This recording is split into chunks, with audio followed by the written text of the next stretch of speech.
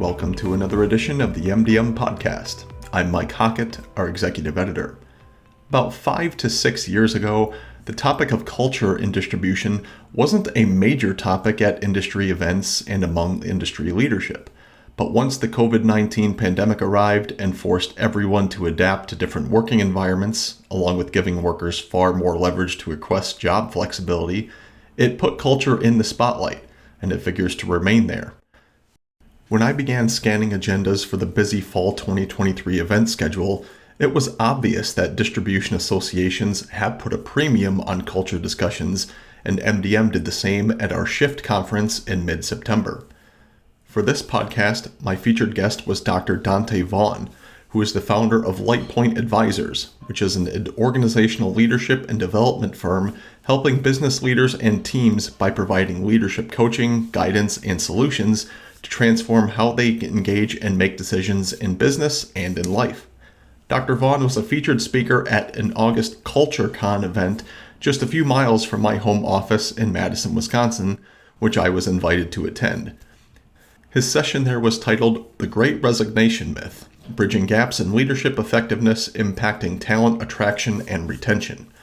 His session tackled a lot of misconceptions about today's workforce, especially when it comes to millennials and Gen Z workers, and how leaders can better communicate and foster the culture they want to provide. I was compelled to invite Dr. Vaughn onto the podcast, which turned into a great culture discussion. Enjoy. Dr. Vaughn, thanks for joining the MDM podcast. Mike, thanks for having me.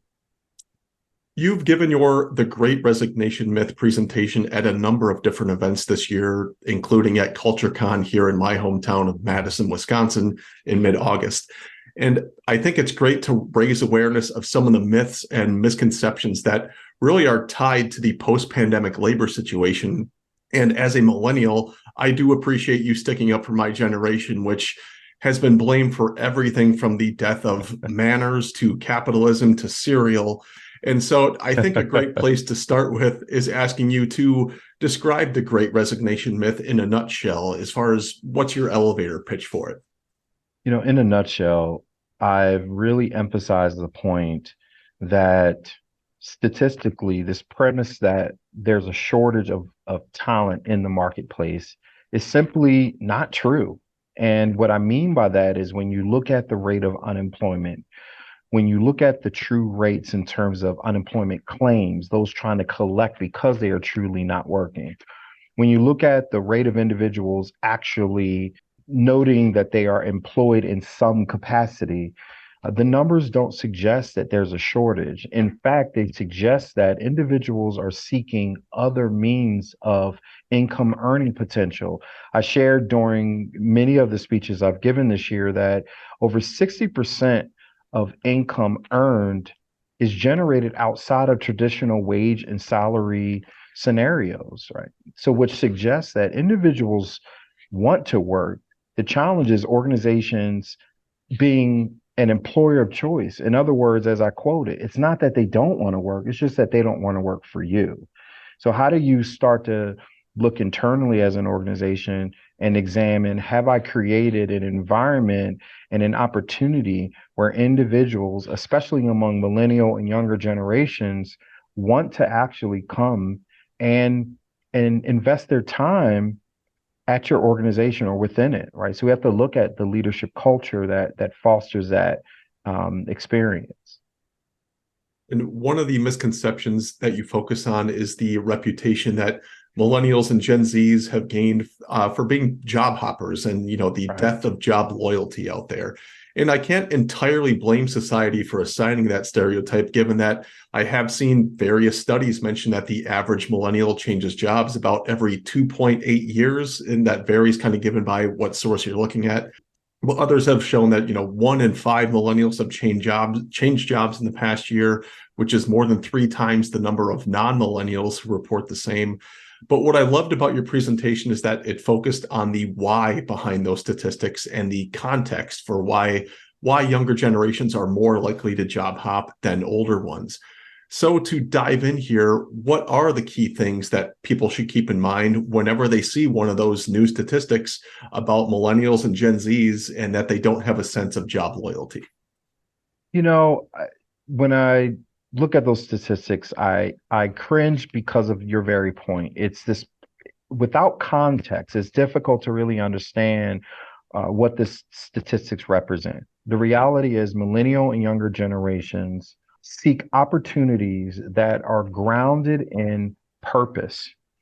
Individuals want to move with intentionality around the impact that they're actually having, right? So this measure of longevity in the workplace is no longer a barometer for success versus for the roles that I fulfill in whatever organization, does it align with what I believe to be my purpose? Is it clear the impact I'm having inside the organization and socially or economically outside the organization, right? So it puts a greater onus for an organization around articulating purpose, vision, mission, core values, and beliefs, and the correlation between what that organization sets out to do and how it impacts society at large, right? And that's where many organizations have dropped the ball. One, because either they haven't figured that out or articulated it, or two, they've treated it more like marketing or window dressing instead of truly leaning in and fostering that experience. So you have individuals that you've attracted to your organization through the window dressing, but then as they're entrenched in the culture of that organization, they realize, well, there's misalignment, there's a lack of integrity. It's disingenuous what actually is being realized in my experience. And if I want to be purpose driven, if I want to feel like I'm in alignment with what I'm trying to achieve in my profession or career, then I'm going to continue to seek that, right? And if that means that I've made my mark in a year or 2 years and it's progressively gotten me to the next step in my ability to fulfill my purpose, then I'm going to move on, right? And that's a so shifting our mindset around this notion of longevity as a barometer of loyalty is misaligned versus a barometer of commitment or loyalty should not be in duration of time, but in alignment with purpose, vision, mission. What are we setting out to achieve while you're here, right? What are your thoughts on the overall state of the US labor market today, say, compared to 18 months ago, and what's changed? There's this broad labor market shift that has occurred in the context of the gig economy, right? And the opportunities that have been presented by way of technology to enable individuals to obtain a level of autonomy and flexibility in their lives by the mode that they choose to earn income. That's where that 60% of household income is generated through multiple sources outside of wages. So with this gig economy that has really grown in the midst of pre and post pandemic circumstances, organizations are now struggling to articulate how the quality of life experience for an individual who had an opportunity to take on these more autonomous and flexible opportunities, either work at home or flexible scheduling or taking on these short term gigs, there's a value exchange in that for that individual. And organizations are struggling to say, well, let me try to help you maintain that.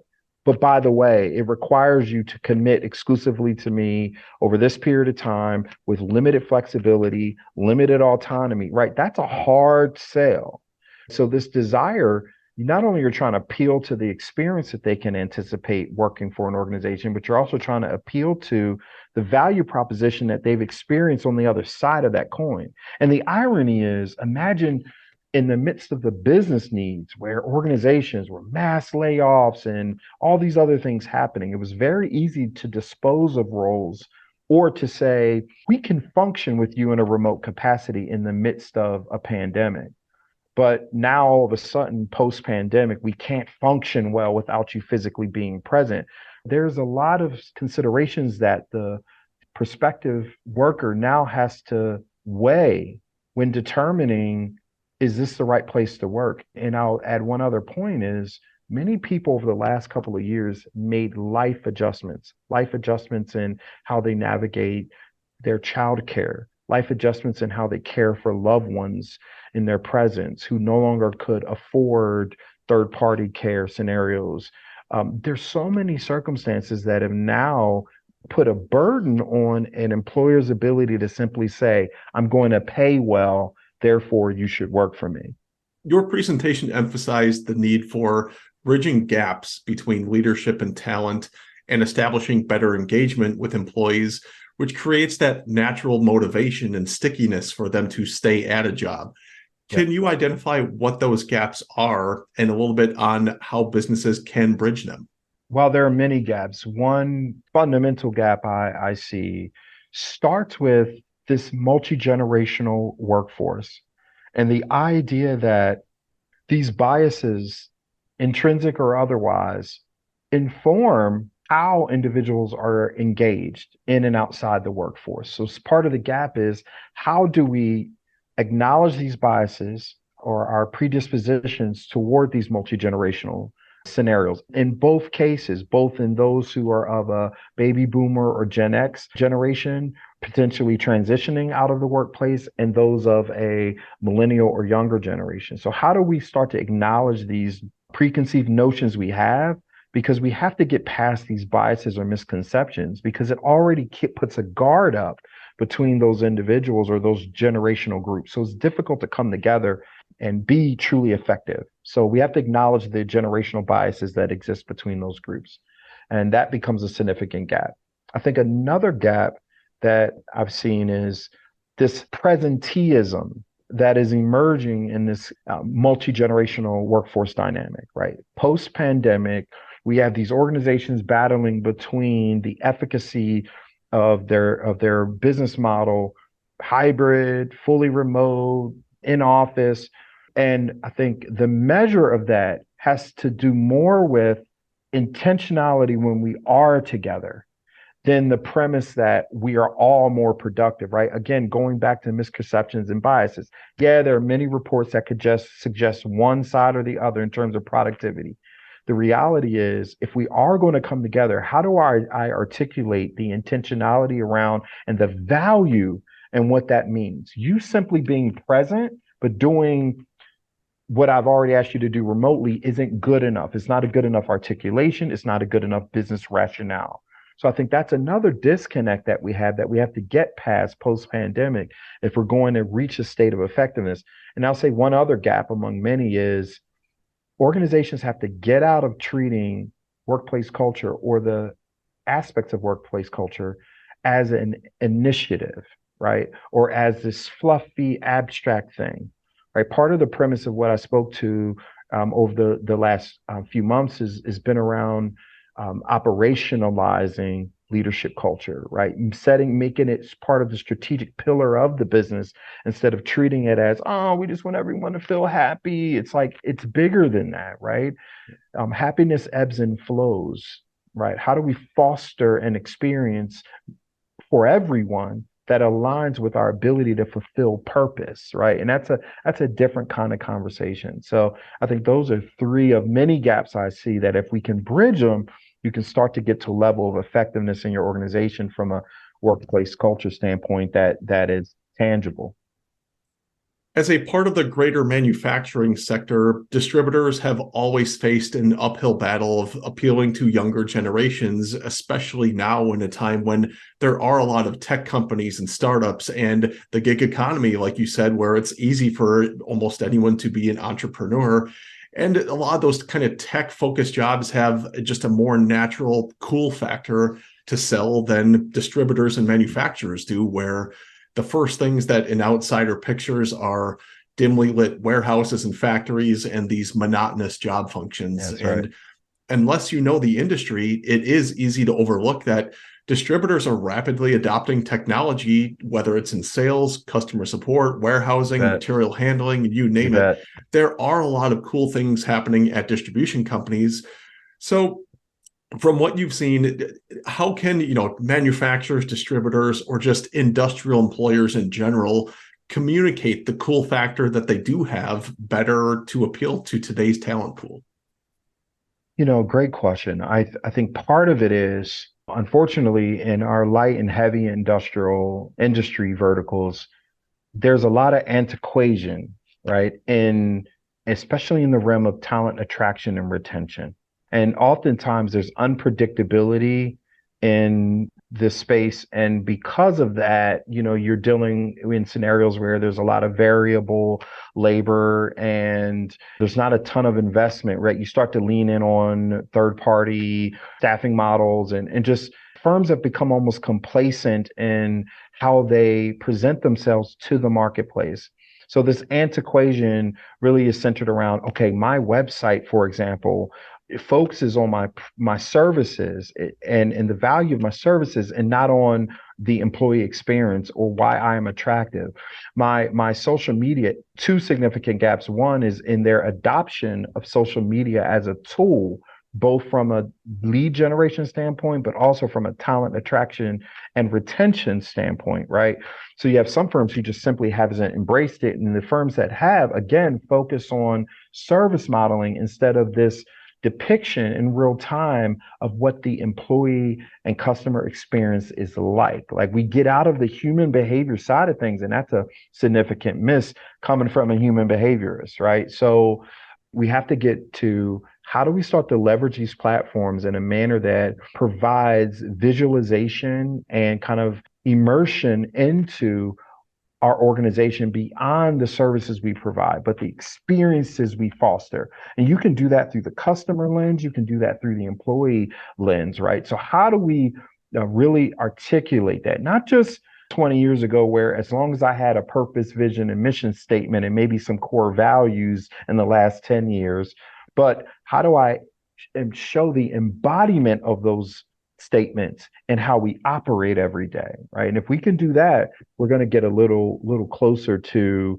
creating this excitement around innovations that are happening, leveraging AI and leveraging these things. Like you said, it's happening in the industry, but we don't bring a lot of visibility to it.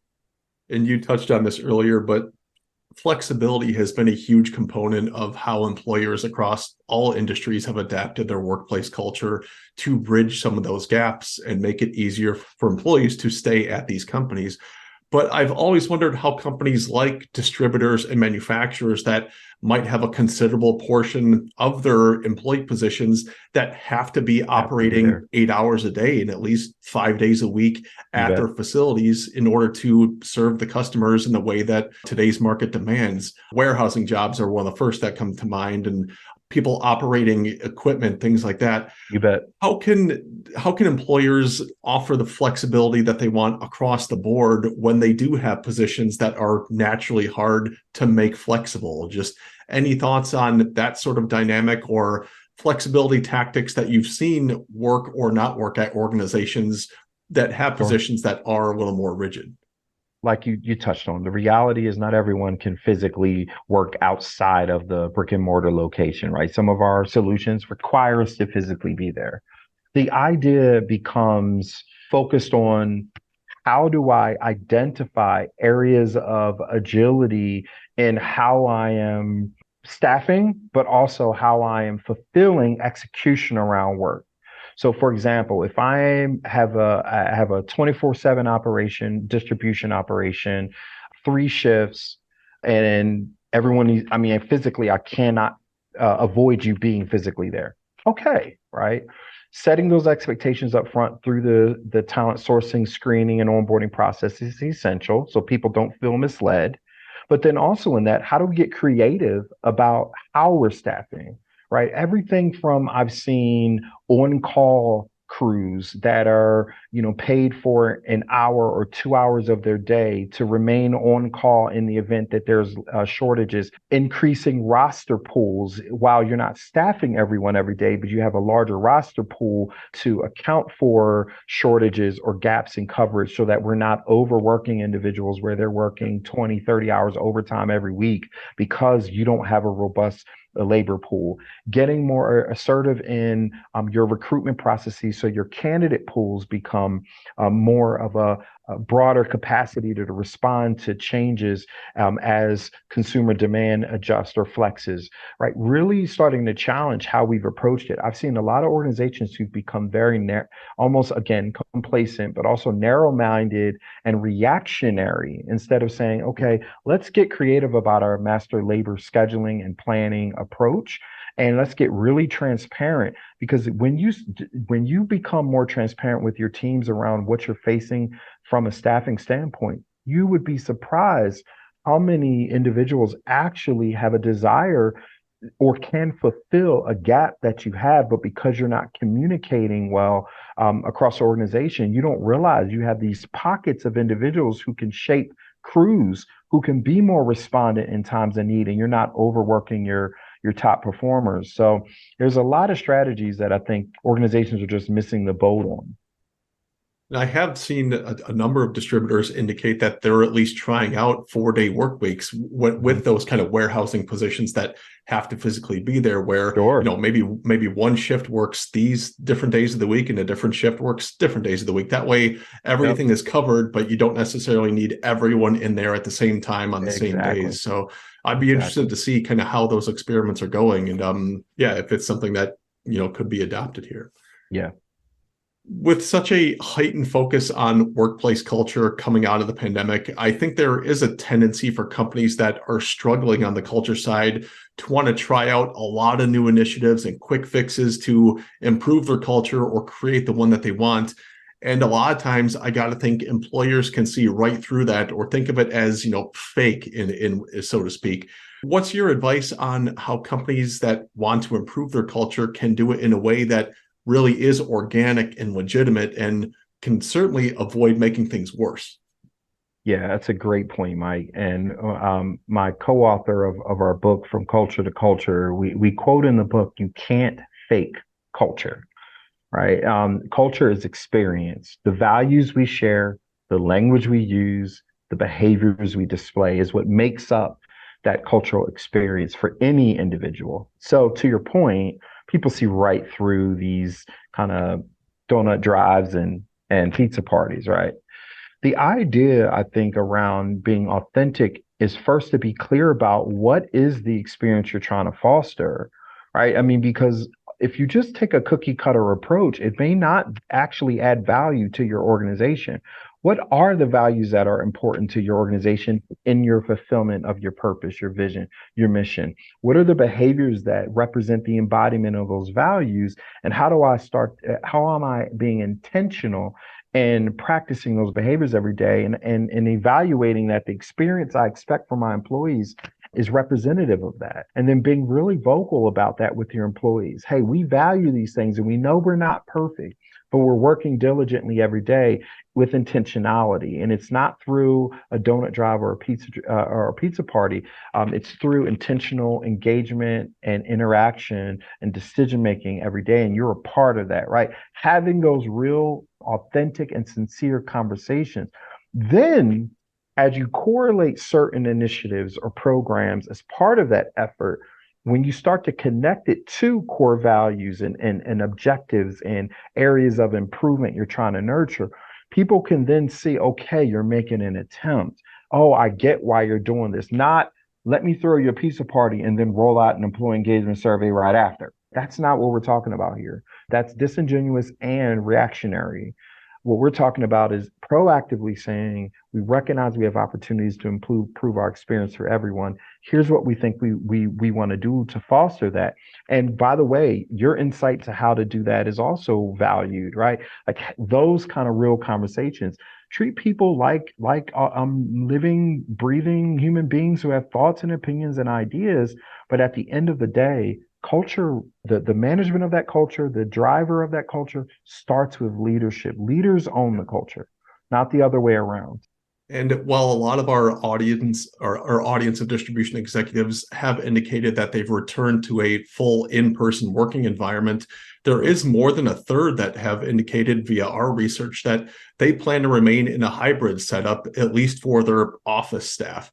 You And bet. for those in the latter, what is your advice for overcoming any challenges that might exist when bridging those culture gaps and applying them equitably when part of the workforce is on premise and part is working remotely? When I think of this question, and I get it more often than not, there's really two considerations that are critical.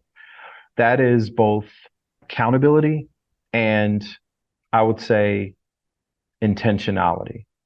Accountability in that if I am clear about expectations in how I engage, how I interact, and how I make decisions. So, in other words, behavioral expectations.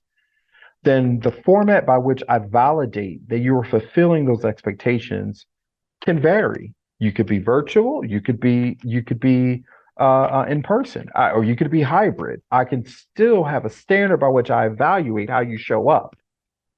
So having clarity around those expectations and then holding people accountable to how they're actually embodying the culture you want is essential, regardless of the format or regardless of the business model. And then this other piece for me really speaks to channels of communication in order to ensure that we have a level of visibility and accountability to how individuals are practicing or embodying the culture. And then there has to be that, because you can't manage what you can't measure. And you also promote what you permit, right? So if you take those two concepts, then this notion of accountability, these channels of communication and visibility around how people are embodying or reinforcing the culture becomes really essential, regardless of the work format.